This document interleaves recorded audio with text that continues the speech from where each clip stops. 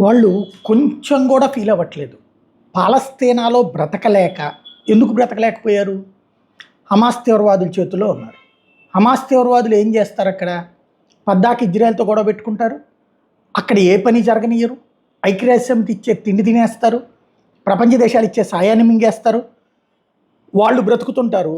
ఆ సాయంలో అంటే అడుక్కునేవాడు, గీక్కునేవాడు అన్నటువంటి కోణంలో వాళ్ళు అడుక్కుని తెచ్చుకున్న దాంట్లో మళ్ళీ అక్కడున్న పిల్లలకు కొంతమందికి పెట్టి వాళ్ళని తీవ్రవాదులుగా మారుస్తుంటారు.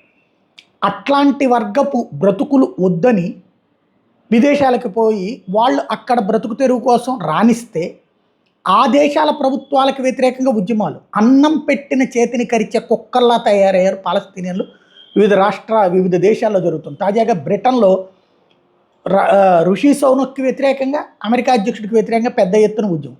ఇక్కడే అసలు పాయింట్ ఏంటంటే వాళ్ళిద్దరికీ ఏంటి వాళ్ళు చేసిన పాపం? ఇజ్రాయెల్ని ఆపలేకపోతున్నారట. ఇజ్రాయెల్ని ఆపాలట. ఆపలేదు కాబట్టి వాళ్ళు దుర్మార్గులట. ఈ తరహాలో ఉన్నది రాజకీయం.